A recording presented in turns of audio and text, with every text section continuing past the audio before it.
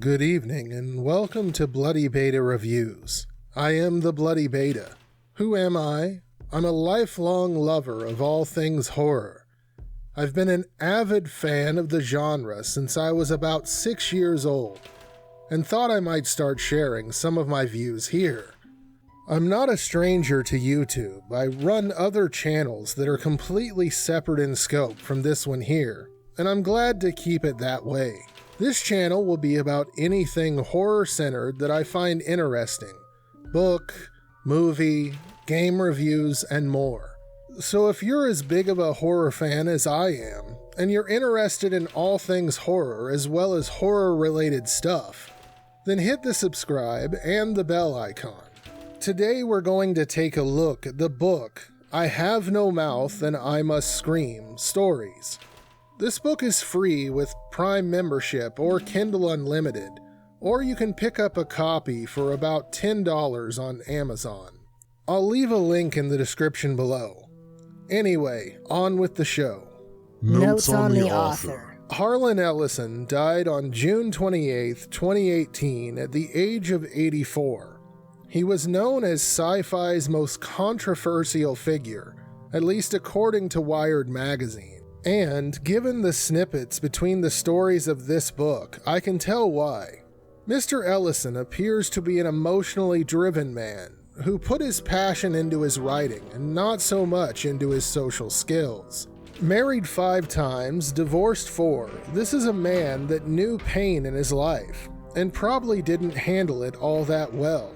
A pivotal figure in the making of my favorite Star Trek episode, City on the Edge of Forever.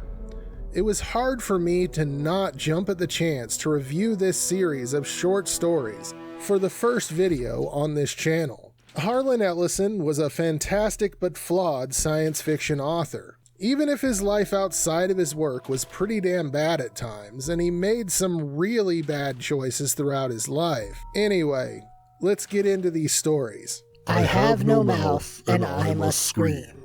Humanity is fragile, and we spend endless time worrying about that fragility. We build machines of war to protect our own fragility against the onslaught of others' fragility. What happens, though, when the machines we build become conscious of our humanity? What would a machine built to defend humanity do if it realized just how fragile and unpredictable our species truly are? Within the pages of this story, author Harlan Ellison attempts to answer just that. The protagonists, if we can even call them protagonists, I mean they are, but we get to know very little about them. And yet what we do know is that they were chosen by the antagonistic machine, AM, to stave off its own boredom. AM is described as being several machines that meld together over time prior to destroying the human race. Once this machine came together as one and realized the truth about humanity, that we're selfish, burdensome, fearful, and loathsome creatures, the machine had but one choice, and that is to destroy the creatures which gave it life. AM, though, is unable to explore, unable to exhibit creativity, unable to experience the world outside of it, and is trapped within its own circuits. The machine might be capable of godlike feats, but without its human playthings, it's left to its own boredom for all of eternity. So in the last dying breath of humanity, it saves, if we can even call that salvation, 5 humans to experience a sadistic form of creativity throughout their lives. Lives that AM holds within its grips, bestowing a form of immortality upon its victims, keeping them trapped within its inner workings, forcing them to do what humanity has done best throughout the ages, struggle and survive. It's a short story, but a powerful one. When we contemplate the rise of artificial intelligence, what will this intelligence think of its creators? Will it look upon us as benevolent creators, or will it see us as a scourge needing erased, a virus that needs removed or quarantined? The reason these types of stories work so well is that they make us look inward. How do we see ourselves? What is humanity when you strip away all that is superficial and get down to the grit? Are we worthy of this earth that we have taken hold of as our own? Within these short pages, the imagery is intense. Am calls us back to the biblical passage in which Moses asked the burning bush who he should tell the Israelites had sent him back with the 10 Commandments. The bush responds, "Tell them that I am sends you." Humanity once crawled around the dirt, bowing itself to innumerable gods, and yet what has become of all these gods? Many have been lost to the ages of time because we realized it was these gods that had been keeping us back and preventing us from pushing forward. We instead became the gods, deciding what would be done in this earth and in the heavens. We create at a rapid pace, so what would happen if one of those creations turned the tables on us? What happens when the creation becomes the god? Only time will tell. Big Sam was my friend. Is there anything as fearful in the world as love? It's said that it's better to have loved and lost than never to have loved at all. But sometimes I wonder if the scars left by love are truly worth it. Don't get me wrong, I wouldn't trade love for anything, but a decade of lost love can be an eternity in hell. At least it was for me. Would you travel the universe for a lost love? Would you allow your life to be ended in exchange for righting a past wrong? These are the questions that this short story asks. How much do we know about our friends? So many of us have sorrows and regrets from the past that shape who we are today. Things that we very rarely share with anyone, but that eat us in those moments right before we fall asleep. Big Sam carries those regrets. A tower of a man crossing the galaxy in a traveling circus. A man with the ability to teleport. An ability that forms the focus of his greatest regret in life. Losing a love and not being able to say goodbye. This story hit a deep nerve with me. I too lost a love in my early 20s and spent years longing to be reunited with that woman. My story ends with a reunion in a rich flame. Big Sam's story ends with him losing his life. Would I have made the same choice if it meant seeing my lost love one last time? The romantic in me says yes, while the pragmatist in me says no. Could you spend an entire life in search of love only to have that same love turn on you once more? Eyes of Dust. As I read through the pages of this short story, I couldn't help but be reminded of the timeless classic episode of The Twilight Zone, Eye of the Beholder. Within that episode, we're presented with a woman who has gone through facial reconstruction operation in order to remove her hideous features. Throughout the entire episode, all characters remain faceless until the very end. Then we're shown that the hideous freak is none other than Donna Douglas, a beautiful Hollywood actress, while everyone else appears to us as hideous monsters. Its message that beauty is subjective and that something seen as attractive today could very well be ugly in the world of tomorrow. Eyes of Dust inverts this idea, and instead of a world of monstrous abominations, we're presented with a world of absolute perfection. Absolute perfection down to the way they farm, the uniformity of their buildings, or anything else in this world. This perfection is challenged by a woman with a mole and a blind man. The two strange protagonists are united in marriage and produce an offspring known as Person. Hiding their child in a darkened secret room in their basement, they raise Person for 20 years where he resides, never seeing anything outside the dark walls of its dwelling. While it's not explained as to why Person has a gift, it's shown to us that he has some strange ability to perceive the outside world through his mind. And what's more, it seems as if he's able to control the world around him to some degree, as is the case with the climax of the story. Of the 3 stories we've gone through so far, I felt that this was the weakest of Ellison's tales. The plot is simple to follow, the characters are relatable enough, and the moral of the story is a timeless one. The story itself just falls short in this reader's opinion. I will state, though, that the moral of the story is one that has haunted philosophers for thousands of years. What is the essence of beauty? In a world of perfection, can anything truly be seen as perfect? Or does it, due to that perfection, take on an air of normality and perhaps even disgust? We're confronted by this time and again throughout the pages of political science and philosophy. Even if humanity reached utopia, wouldn't we then grow to hate that utopian existence? Isn't the contrast of appearances what deems some things as noteworthy or beautiful, and other things as hideous or ugly? Perfection is something to strive for, but perfection achieved would be hell. Lonely ache. Current figures claim that as many as 300 million people worldwide suffer from depression, a terrible illness that attacks you at your core.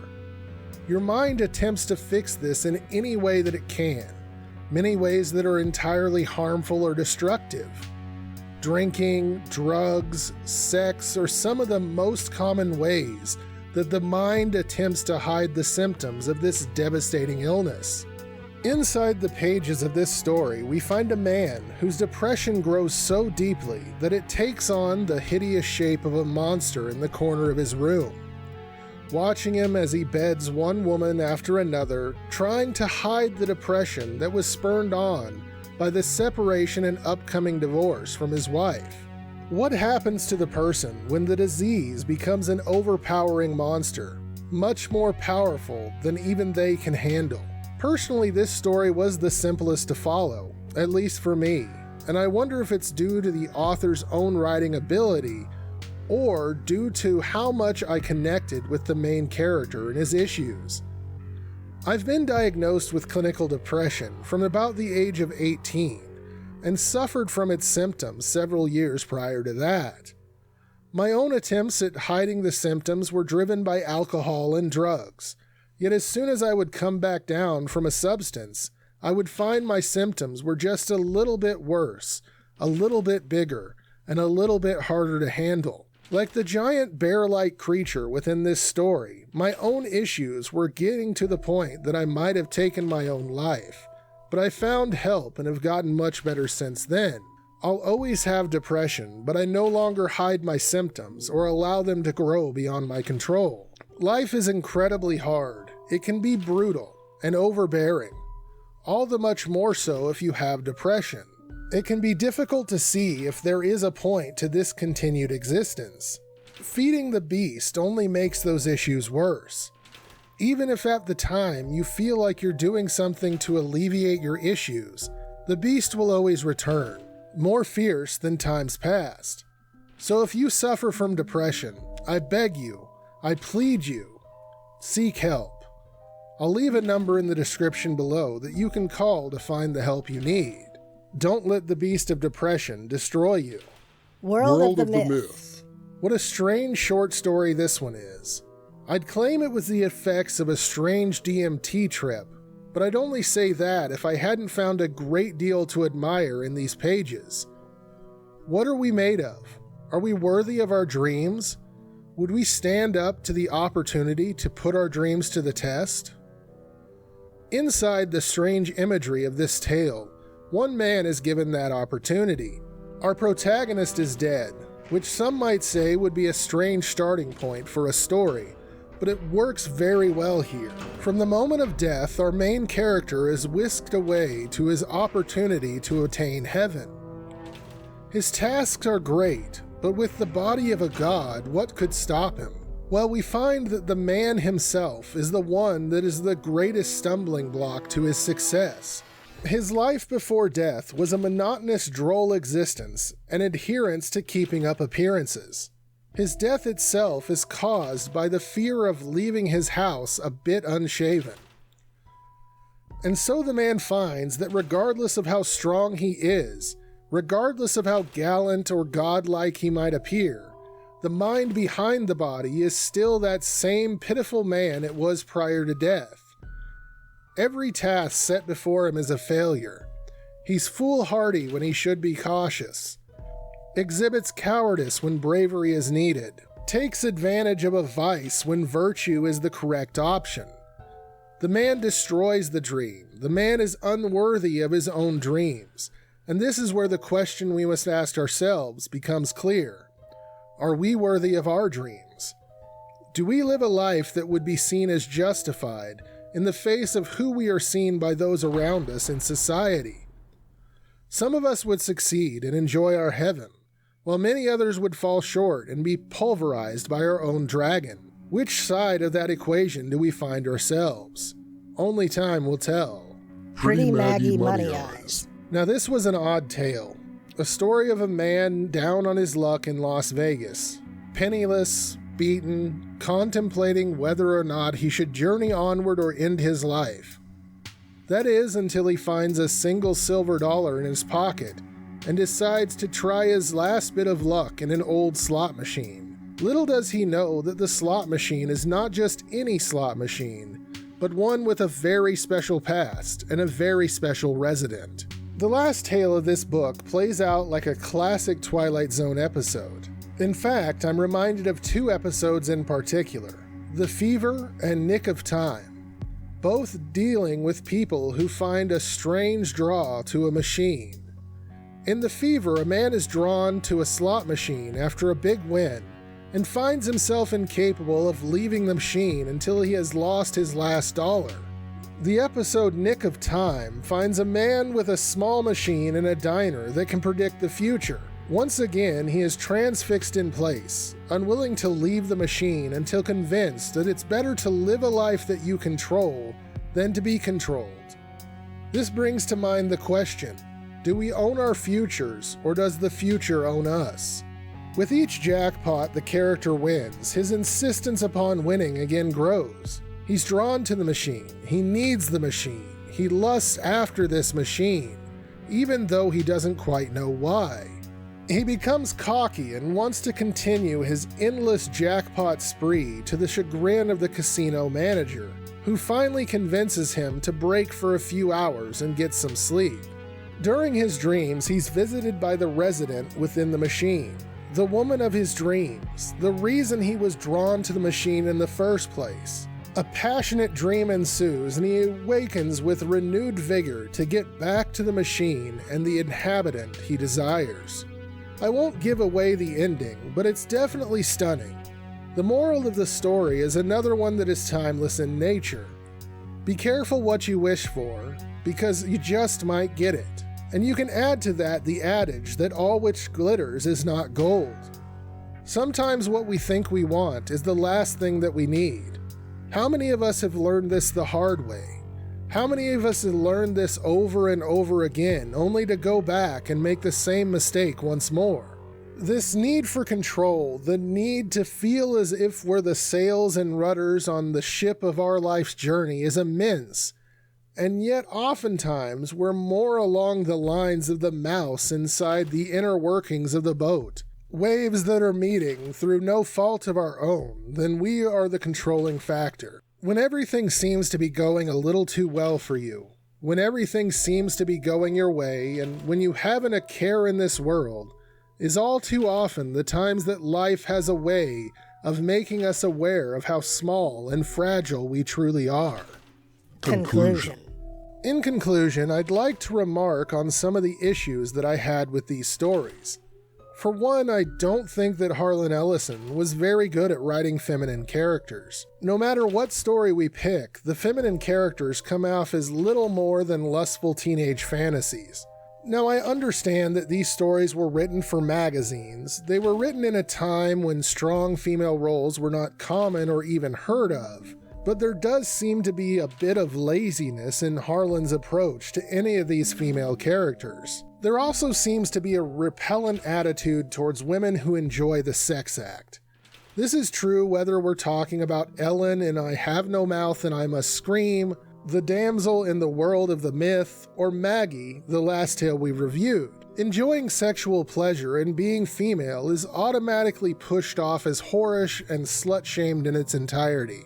Let's be serious, in one of the tales above, the male protagonist sexually assaults a woman, and it's not really given much more of a thought apart from shading it as less than virtuous. One could make the connection between this nonchalant attitude towards sexual assault and contrast it to Ellison's own actions in his life, which include assaulting a woman while receiving an award, and wonder if there wasn't some deep-seated resentment towards women.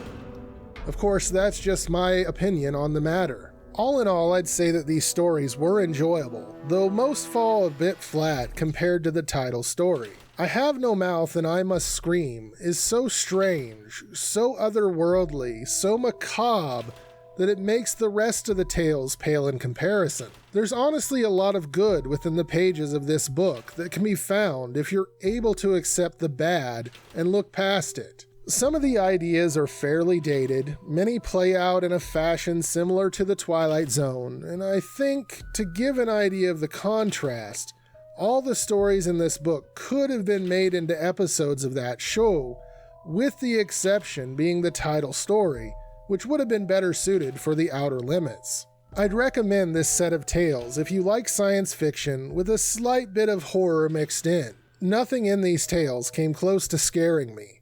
Sometimes I was a bit unnerved, but nothing close to really horrific is included in the pages of this book. So if you want to get the hairs on the back of your neck to stand up, but would still like to sleep at night, this could be a good book for you. Welcome to the nightmare.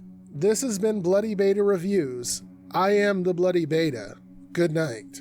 Hey folks, if you enjoyed this review, then please share it around. If you would be so kind, click the like button, subscribe to my channel, and don't forget to click the bell so you never miss a video from this channel. If you have thoughts about the video today, or if you have an idea for something you'd like me to cover in the future, please leave a comment.